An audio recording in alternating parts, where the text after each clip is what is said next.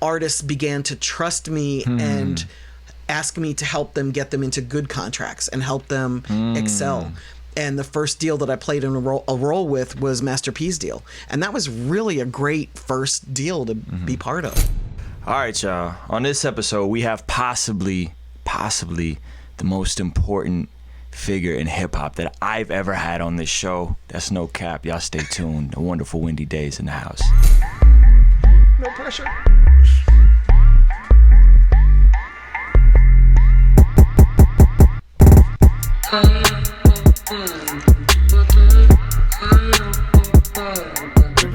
Ruslan. Hey, yo, what's going on? It's Ruslan with KingsDreamENT.com. This channel exists to encourage, empower, inspire you to live out God's dream for your life. And today, we have one of the most influential people on me personally who wrote a book, and didn't just write a book, but replied to my emails. This book literally had a bigger impact on me than any other book besides the Bible.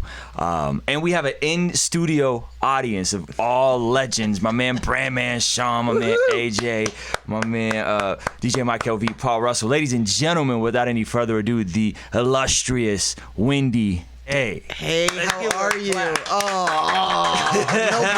No pressure. Dude, I got to give you a reading list. I'm very excited. I'm not gonna hold you. This is one of them. I'm low key nervous to be having a conversation with you in person. That's so funny to me. Is it? Yes. Why? Because I'm just me. You'll see. What, like at the end of this? No. I know you're super down to earth. But I think your contribution to hip hop and your contribution to me personally has been amazing. That's so inspiring. Yeah. Thank you. Your book, How to Get a Record Deal, which is brilliant, and it was all about basically training artists on everything they need to do to get a record deal, but in a way where they don't need a record deal.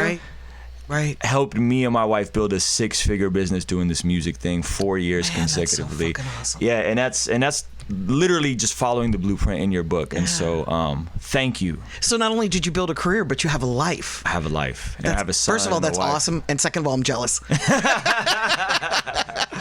That's awesome. I'm so happy. So let's start. I want to just get into your story a bit.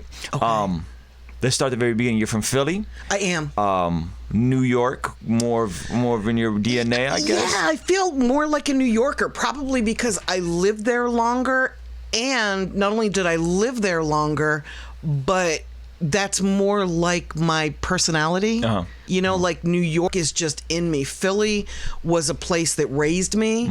I got a great education, so I'm really thankful. I grew up in the suburbs of Philadelphia. I graduated from the same high school as Little Dicky a million years before he did. But my parents chose to raise my sister and I there because of the school system, which is really like such a foreign thought to me.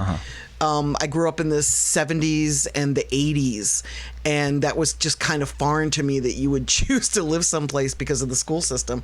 But they did, and we got a great education. I grew up in a very wealthy neighborhood. We were poor. I grew up in a Jewish neighborhood. We were Christian. I learned at an early age to be comfortable with being an outsider, and I think that played a really big role in shaping me, because I can walk into a room of people that are nothing like me and I can be comfortable in my own skin. And I think that's kind of rare in the world. So how did you know back then you were passionate about music, or how did you get into helping artists? No. I was always a helper. I was raised by my mom, like helping others was above everything. I was raised in a household where money didn't matter. Money wasn't a focus. What was a focus was leaving the world a better place. But my parents weren't woo-woo. They weren't like new age or hippies or anything. You know, they were, very much capitalists. But I was raised do unto others, very strongly do unto others. I was raised to put others before myself at all cost. And so even as a kid, that was kind of my sensibility, But because I was from a world where everybody else had money and we didn't, I wanted to be rich. So I grew up like kind of focused on money. I wanted to, my dream was to go to New York and become like an ad exec, you know, run an advertising agency, living in one of those glass penthouse apartments. Yeah. Those are fly. Right. That was kind of my dream. I ended up going to art school and studying graphic design. Okay. And it was at college, where my first year in college, where I went to a show at University of Pennsylvania. And one of the cool things about college shows is they bring all types of artists to the stage. So it's not just rock or pop or whatever. Yeah. And I was there to see Psychedelic Furs, which were my favorite group of all time at this point. This is 1980, the fall of 1980.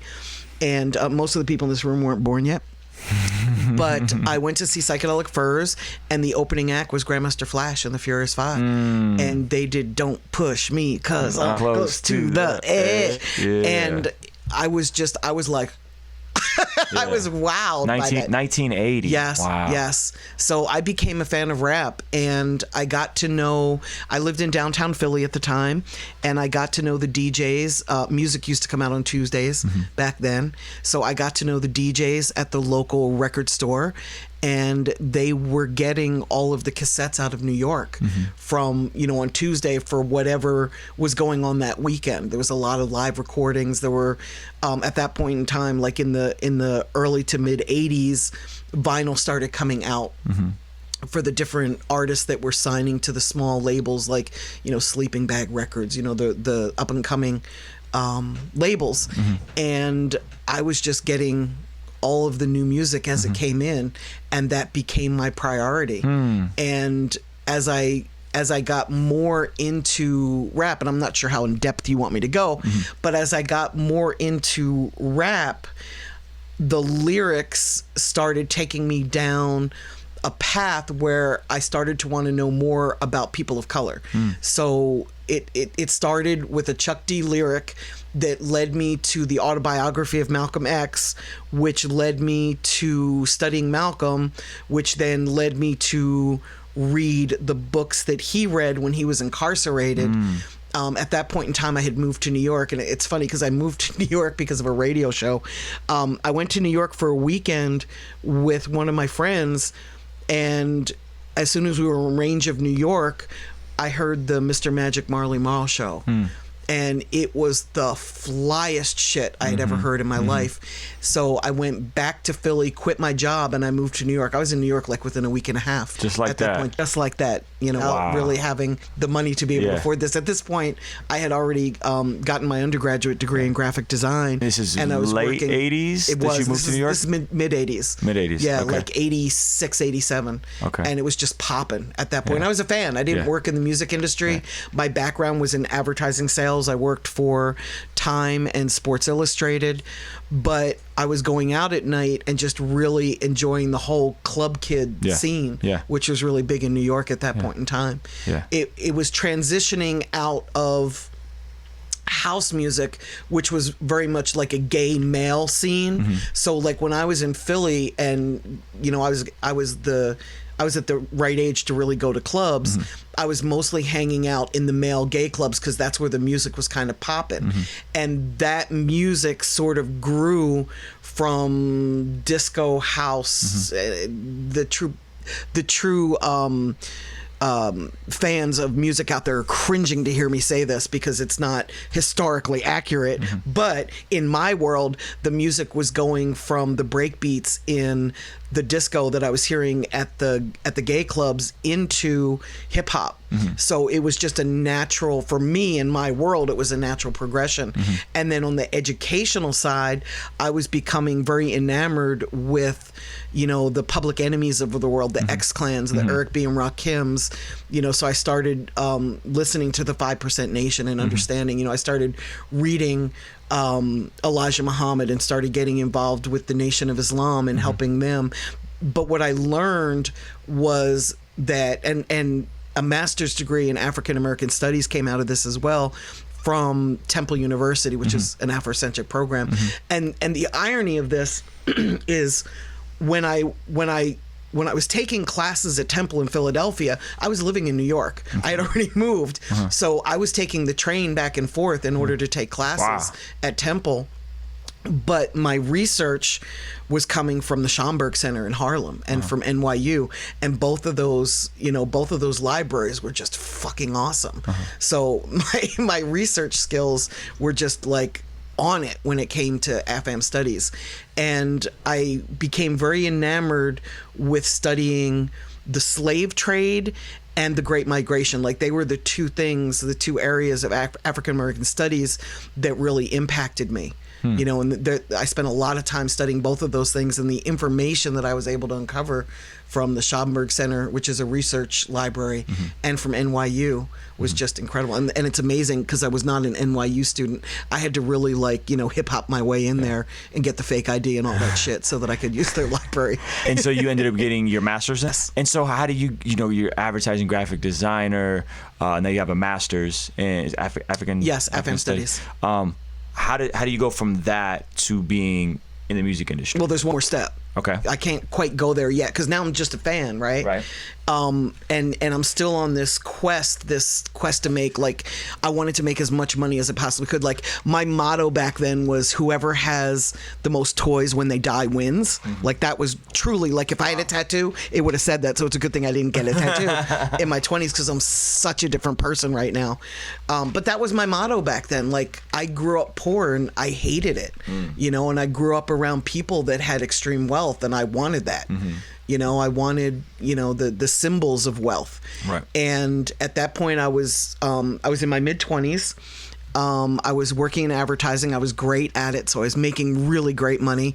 By the time I was 24, 25 years old, I was making as much money as my dad was. You know, my dad worked for the post office. He was the guy that when you went into the post office to buy stamps, he was the guy in the window that you bought the stamps from. And in my 20s, I was making as much money as, you know, he was making, and had worked his whole life to get there. So for me, it was like, you know, that was kind of my goal. That's what I wanted to achieve. And I was dating a guy at the time from Montreal, and his best friend's father was an engineer by trade, and he owned a company, or was starting a company in Montreal to import alcohol, liqueurs actually, from France into the US. And because I had access to all the research in the world at time, I just pulled like a shit ton of research, like, you know, 6 inches of research for him. And when I went up to Montreal to visit my boyfriend, we went to see him. I dropped it on his desk, and I'm like, hey, I hear you're starting a liquor company. Good luck. And as I was walking out of his office, he's like, whoa, come back. What's this? And, you know, I'm like, I pulled research for you. I hear you're starting a liquor company. So I have access to all the, you know, anything you could need. If anything's missing, let me know. Whatever you need, I'm happy to get it for you. And he's like, wow, I really like the way you think. You should come work for me. And, you know, being an arrogant, you know, 26-year-old, I'm like, dude, you can't afford me. Like, I'm in life. I live in Soho. I've got a BMW. You know, I'm living the life. Like, you can't afford me. So he wrote a figure on a piece of paper, and he said, this is what I'm willing to pay you in cash. And I moved there in a week. You're sort of sensing this, like I moved pretty quickly. You're down right? to just up and I go. just up and go. Like, I loaded all my shit into a U-Haul. I got married so that I could get into the country, and boom, I was there a week later. So that I consider that like my training wheels. Okay. You know, at that point in time, I had never really considered being an entrepreneur. I wasn't trained in finance. I just knew I wanted money. And I moved there, and I got an MBA in marketing from McGill, which was great. Shout out to my ex-husband, because in order to not kill him, I kept taking classes, and I became as fucked up as that is, I became a knowledge junkie. Like, I learned how to speak Russian. I took like underwater basket weaving. Like, I would just do anything to not be home. Can you really speak Russian? I can't speak Russian, but I studied Russian. Okay. I studied Russian. I speak Russian as well. Really? Okay. I remember. Oh my God, you do. I remember "Я не понимаю," which I think means I don't understand. "Я не понимаю." Yeah. And "tak." Like, I learned how to say "tak, tak, tak," which means good. My instructor could not speak English. She was right from Moscow, and I could not speak Russian. You know, when I was learning, and her French was horrendous, and my French was horrendous, which forced me to learn faster just so I could communicate with her. And she was an amazing person. I wish I could remember her name. She was so amazing. And I did this because I was taking a class in Russian history, and I wanted to be able to read the history in Russian because I knew that the translation was a little bit skewed. Even back then, I was a conspiracy theorist. I wanted to be able to read the language, and of course I never achieved this because I didn't study Russian long enough to really do it's this. a tough language to is it? And I wanted to learn to read and write it. I can't read and write. I can speak it. I can't read and write. I can do the alphabet. Can sound it out and everything. Yeah, you're probably better at it than me. It's crazy. So then you get your master's. Yes, in while marketing. I was running the liquor company. The great thing, like I said, it was my training wheels. Like, this guy, you know, invested like $700,000 into this liquor company, and I turned it into a multi-million-dollar organization. And he was so busy being an engineer that he let me do that. You know, and it was really kind of a blessing because we went from meeting every day to meeting once a week to meeting once a month to meeting once every quarter. And then it got to the point where Seagram's actually bought the company. And, you know, the thing about a company like Seagram's is they don't have to buy shit. Like, they could have just put us out of business. They were the big guy on the block, so they could have very easily forced us into a position of bankruptcy. But they didn't. They offered to buy the company. They folded. It was a line of 5 or 6 liqueurs. They folded 4 of them and kept 2, and I think there's one that they've still kept to this day, which is like a peach liqueur.